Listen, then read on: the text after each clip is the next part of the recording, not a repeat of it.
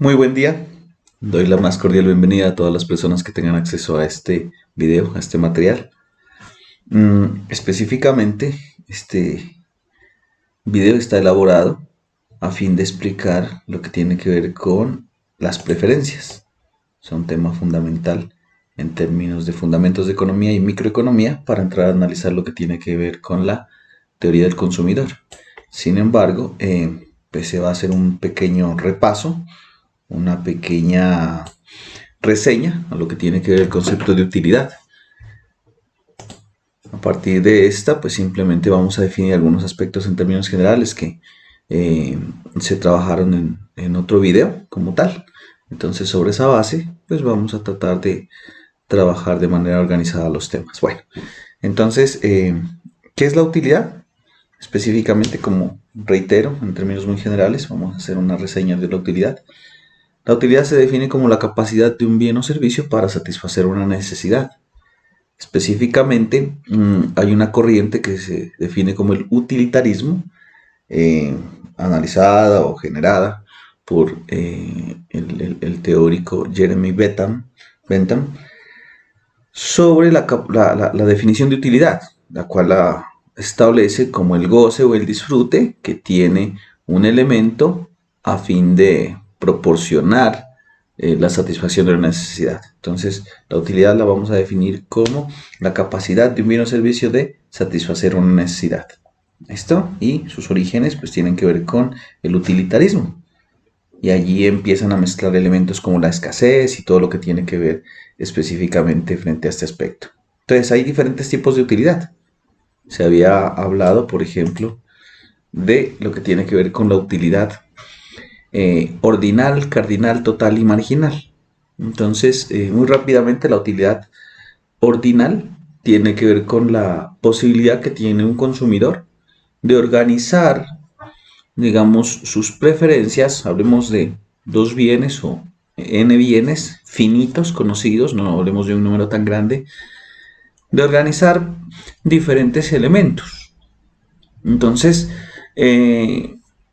el consumidor racional, en términos tendenciales, tiene la posibilidad de definir qué elemento es más útil y cuál es menos útil frente a una eventual necesidad. Si, por ejemplo, nosotros tenemos sed y tenemos dos bienes, como puede ser una manta y un líquido con agua, un recipiente con agua, una botella de agua, por ejemplo, pues obviamente si tienes mucha sed, será mucho más útil el agua que la manta. Pero si lo que tienes, por ejemplo, es frío, pues en este caso la utilidad, la capacidad de organización de estos dos bienes, pues cambiaría, obviamente. Entonces esa es la utilidad ordinal, definir el orden desde el elemento más útil hasta el elemento menos útil. La utilidad cardinal tiene que ver con o está relacionada con la capacidad de definir numéricamente una jerarquía que es independiente a cada persona. Es decir, si alguien, por decir algo, define una utilidad para un bien 1, vamos a colocar por acá, bien, permítanme hacer esto, bien 1, bien 2 y bien 3, o servicio 3, como quieran ustedes. Entonces, por ejemplo, una persona X le puede definir una calificación de al bien 1 de 100, al bien 2 de 50 y al bien 3 de 20. Allí. Entonces, se supone que es mejor el bien 1 porque proporciona una mayor utilidad. Es mejor que el bien 2 y a su vez el bien 2 es mejor o es más útil que el bien 3. En términos de útiles, 100 útiles, 50 útiles y 20 útiles. Otra persona, otro agente económico, puede establecer la siguiente jerarquía: 0.9, 0.4 y 0.2. Me ocurre. Entonces, las jerarquías o digamos la capacidad del número difiere, pero la lógica en términos de qué es más útil y cuantificado numéricamente se mantiene. Entonces el bien 1 es más útil que el bien 2 y es más útil que el bien 3 en ambos casos. A eso se refiere la utilidad ordinal, la capacidad de ordenar el bien 1 primero, el bien 2 segundo y el bien 3 tercero. Y la utilidad cardinal, la posibilidad de establecer valores numéricos a esa utilidad, definido como útiles. ¿Listo?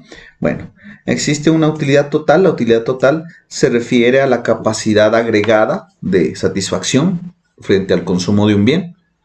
¿Listo? Y está muy ligada a la utilidad marginal. La utilidad marginal viene relacionada con el incremento en la utilidad total, precisamente, frente a un cambio de consumo en una unidad. Es decir, ¿cuánto me aporta a mi utilidad total el consumo adicional en una unidad de un bien como tal? ¿Listo? Estamos hablando del consumo de un bien en este caso. Ahora, la utilidad marginal puede ser discreta o continua. La utilidad marginal discreta se vincula con variaciones enteras. Por ejemplo, una botella de agua, 2 botellas de agua, 3 botellas de agua. Un pan, 2 panes, 3 panes. Se me ocurre un computador, un iPad, no sé. Sí, en términos enteros, 1, 2, 3, 4. Y la utilidad marginal, esa es la utilidad marginal discreta. La utilidad marginal continua define o hace análisis en variaciones mínimas, infinitesimales.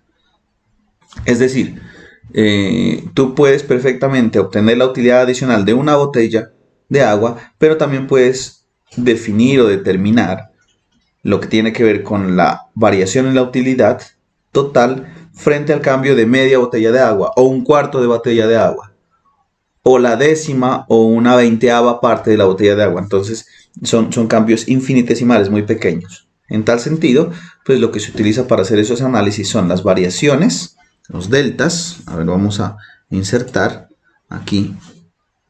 A ver, aquí, regálenme un segundito. Vamos a insertar esto. O sea, esto para la utilidad marginal. Delta de la utilidad total respecto. Vamos a hacer aquí. Frente al cambio de una unidad en el consumo de X o la cantidad. Bueno. ¿Cuánto cambia mi utilidad total? Eso es lo que queremos expresar acá. ¿Cuánto cambia mi utilidad total frente a un cambio? ¿Ok? Frente a un cambio. Regálame un segundito. Esta es la utilidad marginal. ¿Listo? ¿Cuánto cambia la utilidad total cuando cambio o modifico en una unidad el consumo del bien? Que también puede definirse a partir de las derivadas. La derivada de la utilidad total respecto a la derivada de Q. También es un análisis totalmente válido y de hecho la derivación precisamente vincula eso, es un cambio. ¿Listo? Bueno. Dentro de este tema de utilidad tenemos lo que tiene que ver con las leyes de Gosen. Y las leyes de Gosen específicamente se fundamentan sobre algunos aspectos fundamentales. Lo primero, indica que la utilidad adicional del consumo de un bien es decreciente, o sea, tiene un comportamiento marginal. Por tanto, la utilidad marginal es decreciente. ¿Qué significa? Que cada vez que consumo una unidad adicional del bien, sí se incrementa mi utilidad total, pero ese incremento es cada vez más pequeño. ¿Listo? ¿Qué nos dice la segunda ley de Gosen en términos generales? Que el consumo se divide en 2 plazos. Ya ahondaremos más sobre ese tema. En el corto plazo, el consumidor consume hasta que la utilidad total es máxima y la utilidad marginal es 0. También se ha analizado este caso ya. No hay ningún inconveniente. ¿Listo? Y en el largo plazo, se consume hasta que las utilidades marginales, la utilidad marginal de X es igual y la utilidad marginal de Y son exactamente iguales. ¿Listo? ¿Por qué hablo de este momento de corto plazo y largo plazo? Eventualmente alguien que pueda observar este material me dice, pero es que en el consumidor no podemos diferir de corto plazo y largo plazo. Si bien en el consumidor no, en el productor, en la teoría del productor sí. Y hay mucha relación de estos 2 elementos. Entonces es bueno irse insertando en este cuento del corto plazo y largo plazo. ¿Listo? Bueno, lo que podemos decir, si queremos adaptar, cuando se consume un bien, entonces, si queremos no vincular, si no queremos vincular lo que tiene que ver con los plazos, podríamos decir, según la ley de Gosen, cuando se consume un bien, un solo bien, se consume hasta que la utilidad total es máxima y la utilidad marginal es cero. Y cuando se consumen dos bienes, se consume hasta que las utilidades marginales de los dos bienes, X y Y, son iguales. La siguiente ley de Gosen indica, la escasez define la utilidad y esta utilidad define a su vez el precio. Es decir, para que algo sea útil debe existir la escasez y entre más útil sea algo, más valor y más precio tiene. ¿Listo? O sea, aquí podríamos vincular también. La escasez define la utilidad define el valor y esta define el precio como tal. Si queremos hacer un análisis un poco más completo. Bien, bueno. Con esta breve introducción vamos a analizar lo que tiene que ver con las preferencias. Aquí sí. Entonces las preferencias están relacionadas. Vamos a bajar un poco nuestro archivo allí. Bueno, entonces, frente a las preferencias podemos decir que el consumidor racional tiene n posibilidades de consumo. O sea, nosotros en un momento definido, en un momento del día, nosotros tenemos múltiples opciones de qué escoger con una posibilidad de ingreso que se tenga. Alto o bajo, pero de todas maneras es un ingreso. Entonces tú, digamos que sales con un recurso monetario de la puerta de tu casa y tú tienes que desarrollar diferentes actividades. Entonces tienes esa renta y dices, a ver, yo tengo que desplazarme de este punto a este punto. Entonces yo me puedo ir en transporte público, me puedo ir a pie, y si me voy en transporte público, yo podré escoger, por ejemplo, entre irme en bus o irme en taxi, ¿listo? O irme a pie o irme en bicicleta en caso de tenerla. O sea, son múltiples opciones. Ya estando en ese lugar, eventualmente yo necesito, se me ocurre comprar algo con que escribir. Entonces puedes comprar lapiceros más costosos, menos costosos, lápices más costosos, menos costosos, bueno, diferentes características. Alimentos. Puedes generar entretenimiento en un momento dado, si quisieses. Es claro. Entonces, la gama de posibilidades que un agente económico tiene son infinitas. Ahora, lo que sucede es que para posibilitar un mejor análisis, nosotros ese n canasta de bienes o ese n número de bienes se la sintetiza en dos bienes, o sea, dos opciones. Entonces, el consumidor racional puede escoger entre n canasta de bienes, lo que les decía. O sea, puede escoger infinidad de cosas. Pero para lograr un proceso de análisis racional, reiteremos que siempre vinculo la palabra racional, se va a trabajar con dos bienes o, si es la teoría del productor, con dos insumos. Hablemos de dos bienes, ¿listo? O dos canastas de bienes. Entonces vamos a jugar con esas dos canastas de bienes. Entonces, el proceso para llevar a cabo preferencias y elección como tal. Entonces, el proceso, ¿cuál es el siguiente? Se analizan las opciones. Entonces, tú puedes decir, a ver, yo necesito algo de calzado. ¿Listo? Y entonces tú dices, a ver, yo necesito calzado y existen dos marcas de zapatos, la marca X y la marca Y. Voy a hablar de bienes, cuando ya hable de canastas, pues ya haremos la correspondiente transición. Entonces necesitas calzado. Entonces tienes la marca X y Y. Y tienes una marca Z eventualmente, entonces dices, a ver, yo analizo las opciones. X es más caro, es mejor calidad, probablemente mi ingreso no me alcanza. Y es un poco menos calidad, es menos costoso, pero sí me alcanza. Z es mucho más barato, la calidad no es muy buena y me alcanza y me sobra recursos. Entonces analizas esas opciones y ordena las opciones. Entonces dices, ¿sabes? Mejor es X por calidad, relación calidad-precio. Siguiente es Y. relación calidad y precio, y tercera es Z, calidad y precio. Analizas eso y dices, pero es que X, si bien tiene mucha más calidad, su precio es demasiado elevado. Creo que lo mejor es tomar Y. Y entonces escoges o ordenas las opciones. Entonces ya tendrías un rango de organización como lo que hablábamos hace un momento. ¿Sí es claro? De escoger entre B1, B2 y B3. Se analiza las restricciones posteriormente. ¿Cuáles son las restricciones? Pues lo que me adelanté un poco en la explicación. Y es que tú debes tener en cuenta dos restricciones. ¿Cuáles son esas restricciones? La renta que tú tienes o el ingreso y el precio de los bienes. Esas son las restricciones. ¿Por qué? Porque es que el ingreso es finito. Tu renta, tu nivel de capacidad monetaria es finita. ¿Sí es claro? Por eso, cuando se analiza el objeto y método de la economía, se dice que hay que ser racional en la administración de un recurso que es escaso. En este caso, el recurso escaso es el ingreso. Y otra restricción tiene que ver con el precio de los bienes. O sea, se define que el precio de los bienes son positivos. Y entonces eso incide sobre la capacidad de compra. Si yo mantengo mi ingreso y el precio de los bienes sube, pues la capacidad de compra en número de bienes disminuye. ¿Sí es claro? Estoy hablando en términos muy generales para no digamos, que cada uno organice sus ejemplos como considere. Entonces, si las cosas son más caras, con un mismo nivel de renta, con un mismo nivel de ingreso, me alcanzan para menos número de bienes.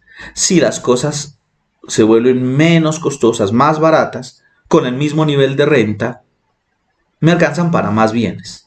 Esa es una restricción. Me permite, ¿por qué? Porque es una restricción, porque me permite consumir más o menos en determinado momento. Y el ingreso, pues obviamente, creo que no hay ningún inconveniente. Ceteris paribus, manteniéndolo de más constante, si el precio de los bienes no cambiase, no se modifica, pero el ingreso sí, pues entre más ingreso, más capacidad de compra, y entre menos ingreso, menos capacidad de compra.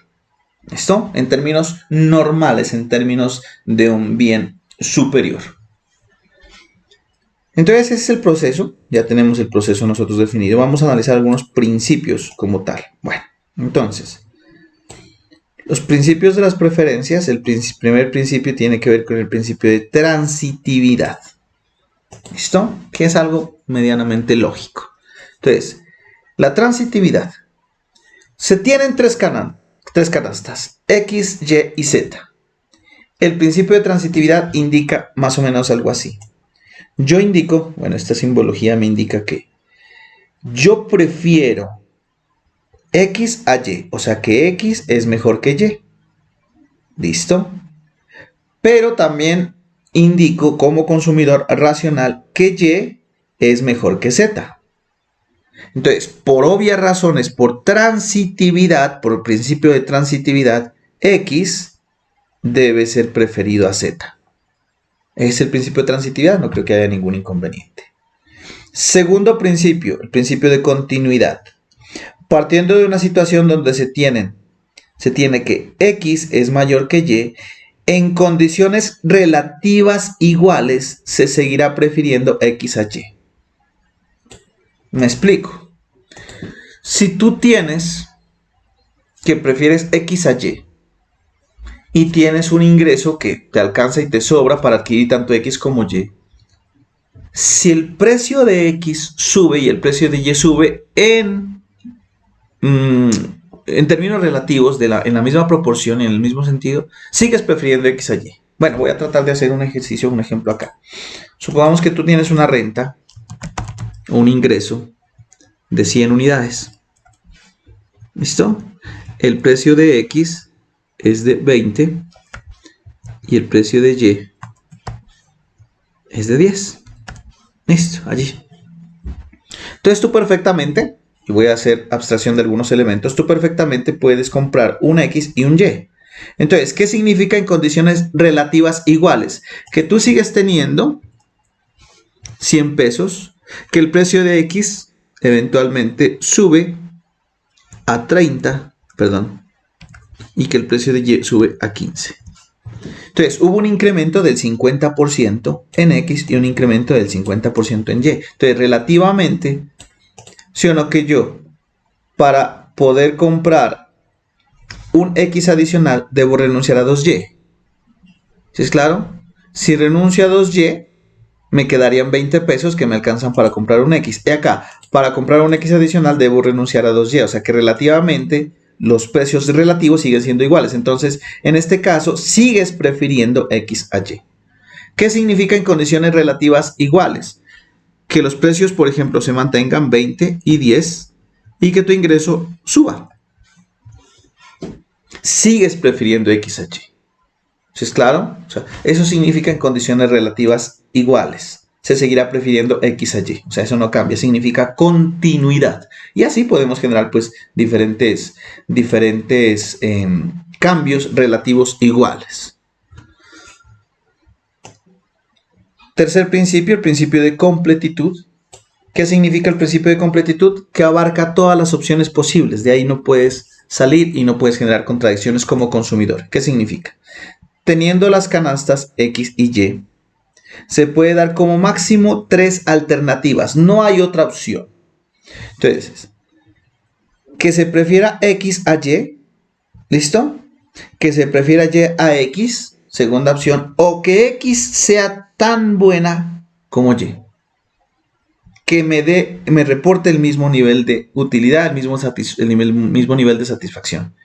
Si es claro que después de esta no existen más opciones, completamos, de ahí el principio de completitud, completamos las opciones posibles. No hay otras.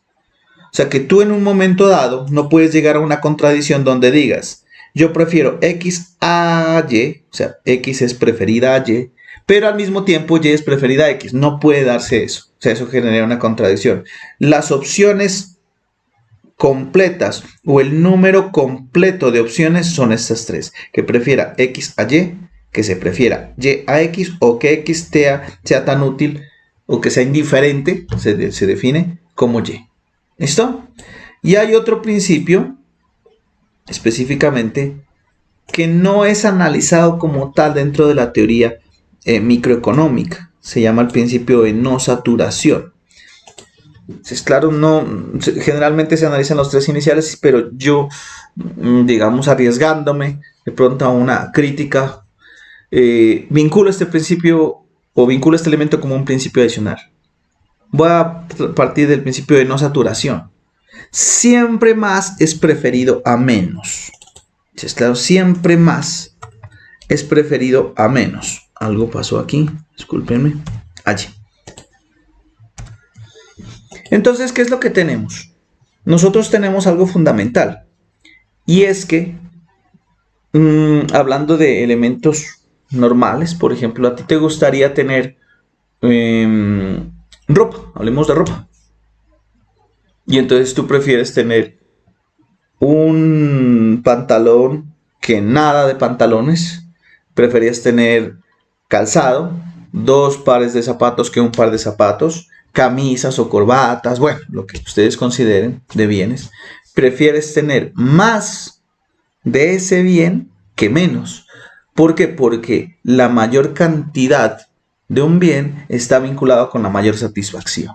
Y eso posibilita, obviamente, que nosotros busquemos siempre alcanzar puntos donde se maximicen las cantidades consumidas. ¿Ok? Bueno, y entonces este elemento o estos puntos son los que tienen que ver con las preferencias. Espero haber sido claro. Pues obviamente quedaré atento a cualquier inquietud.